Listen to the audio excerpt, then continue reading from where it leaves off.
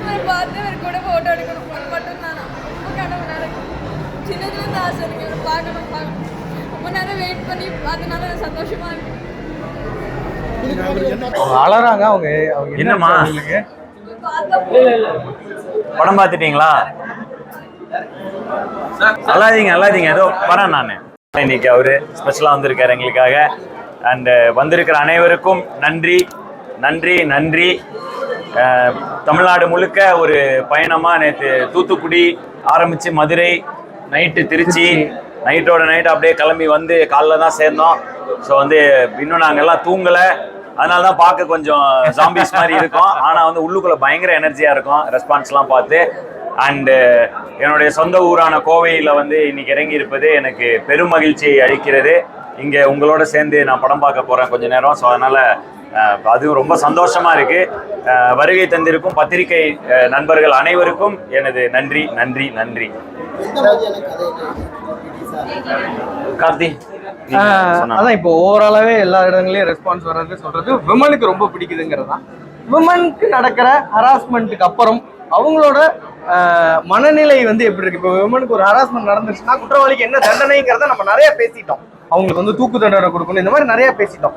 அதுக்கப்புறம் அந்த பெண்ணோட மனநிலை என்ன, அதுக்கப்புறம் அந்த சமுதாயம் உங்க சுத்தி இருக்கிறவங்க எல்லாரும் அவங்களை எப்படி பாக்குறாங்க, அதனால அந்த பெண்ணுக்கு என்னென்ன மன உளைச்சல்கள்லாம் வருது, அதுல இருந்து அவங்க எப்படி மீண்டு வரலாங்கிறது தான் நம்ம பேசியிருக்கோம். அதை வந்து கொஞ்சம் அழகான கதை கோர்வையாகவும் ஒரு கிளைமேக்ஸ் வந்து இப்போ எல்லாம் எக்ஸ்ட்ராடனரி கிளைமேக்ஸ்ன்னு சொல்றாங்க.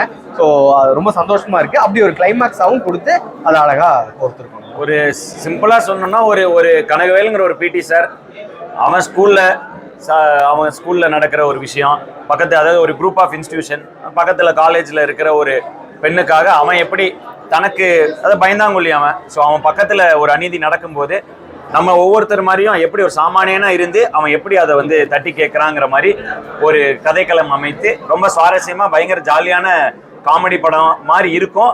பட் ரொம்ப சீரியஸான ஒரு மெசேஜை சொல்லக்கூடிய ஒரு படமா இது அமைஞ்சிருக்கு. அண்டு பெண்கள் நிறைய பேர் வந்து பார்த்துட்டு இருக்காங்க. எல்லாருக்குமான படம், பெண்கள் அதிக அளவில் பார்க்கறதுனால அது பெண்களுக்கான படமா மாறிக்கிட்டு இருக்கு. பட் இது எல்லாரும் வந்து பார்க்கக்கூடிய ஒரு அருமையான படம். நன்றிக்கா நன்றி. எனக்கு சூப்பர்.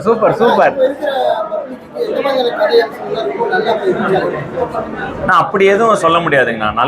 நல்ல ஒரு கதையை வந்து நம்ம சுவாரஸ்யமா சொல்ல முடிஞ்சதுன்னா அந்த எல்லா கதைகளுமே ரீச் ஆகுங்கிறது என்னுடைய தனிப்பட்ட கருத்துனா. ஸோ நான் அப்படிதான் பார்க்குறேன். நல்ல கதை அது எப்படி வேணா இருக்கலாம், ஆனால் அதை சொல்ற விதம் ரொம்ப சுவாரஸ்யமா இருந்துருச்சுன்னா, ஏன்னா இது சினிமாங்கிறது வந்து தியேட்டருங்கிறது வந்து ஒரு எல்லாரும் சேர்ந்து படம் பார்க்க என்ஜாய் பண்றதுக்காக வர ஒரு இடம். ஸோ அவங்க வந்து என்டர்டெயின் ஆயிட்டாங்கனாலே அது அவங்களுக்கு பிடிச்சிடுற மாதிரி இருக்கும்னு நான் நம்புறேன்.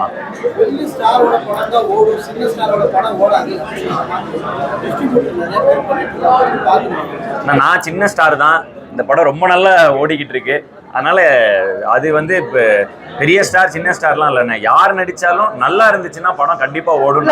மக்கள் வந்து கொஞ்சம் நல்லா பிரிச்சு பார்க்க ஆரம்பிச்சிட்டாங்கன்னு நினைக்கிறேன். ஏன்னா கதை நல்லா இருந்தா, டாக்ஸ் நல்லா இருந்தா, எதை பத்தியும் யோசிக்காம ஃபேமிலியா தியேட்டருக்குள்ள வர்றாங்க. ஸோ அந்த வகையில கதையை பொறுத்தும் மக்கள் உள்ள வர்றாங்கிறது சந்தோஷமான விஷயம். உதாரணத்துக்கு வந்து லாஸ்ட் இயர் பாத்தீங்கன்னா 2023 சக்சஸ் ஆன எல்லா படமுமே சின்ன படம் தான். குட் நைட், டாடா, அயோத்தி, போர் தொழில் எல்லாமே சின்ன படம் தான். சித்தா எல்லாமே. ஸோ சின்ன படங்கள் மக்கள் பார்த்துட்டு தான் இருக்காங்க. மக்கள் வந்து சின்ன படம் பெரிய படம் பாக்குறது இல்லை, நல்ல படம் தான் பாக்குறாங்க. பிடிச்ச படம் அவ்வளவுதான், ரசிக்கிற படம் தான் எல்லா படமும் பாக்குறாங்க. ப்ராப்ளம் சொல்ல முடியாது. ஓடிடி ஒரு பெரிய ரீச்சை தருதுண்ணா. படம் தியேட்டர்கள்ல வந்து ஓடி முடித்த பிறகும் மக்கள் வந்து ஒருவேளை அந்த படத்தை மிஸ் பண்ணிட்டா அதை பார்க்கறதுக்கான வாய்ப்பு ஓடிடி கொடுக்குது. அதே சமயத்தில் ஓடிடியில பார்த்துக்கலாங்கிற மனநிலை கொஞ்சம் இருக்கிறதுனால தியேட்டருக்கு வர ஒரு மனப்பான்மையும் கொஞ்சம் குறையுது.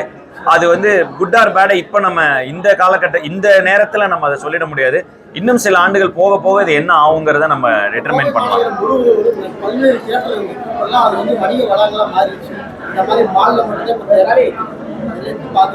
அது வந்து ஒரு கோவை நகரம்னு ஒன்று டெவலப் ஆக அந்த இன்ஃப்ராஸ்ட்ரக்சர் மாற அதுக்கேற்ற மாதிரி மாறிடும். அப்படிதான் இதை பார்க்குறோம்.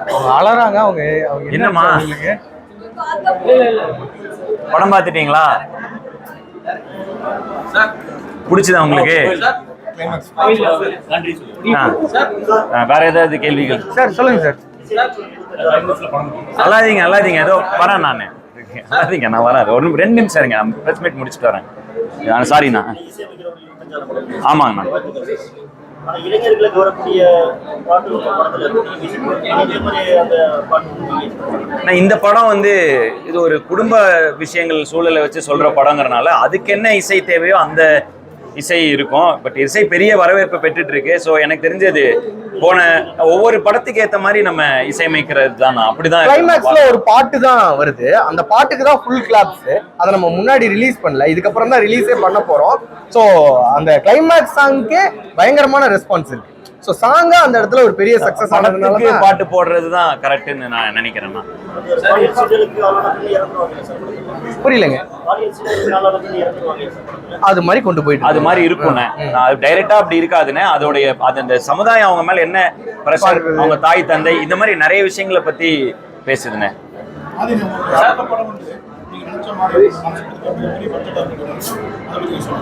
அடுத்த படம் வந்து ஆமாண்ணா, நான் இது வரைக்கும் நடிச்சதுல பெரிய படமா அது இருக்குண்ணே.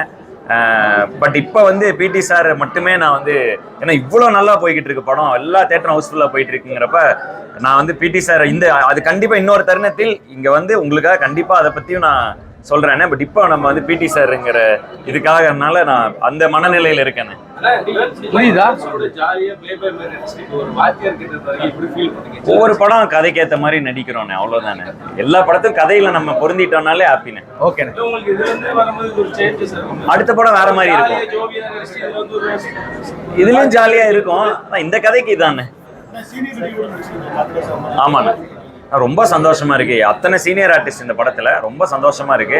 இவங்க எல்லாரும் கூட நடிக்க எனக்கு ஒரு வாய்ப்பு கிடைச்சது. எங்க தயாரிப்பாளர் ஐசரி கணேசன் அவர்களுக்கு தான் இதுக்கு நான் நன்றி சொல்லணும். ஒரு கதையில இவ்வளவு ஆர்டிஸ்ட போட்டு அந்த படத்தை பெருசு பண்ணியிருக்காரு. ஸோ அவருக்கு என்னோட இந்த நேரத்தில் என்னோட நன்றியும் தெரிவிச்சுக்கிறேன். தேங்க்யூ.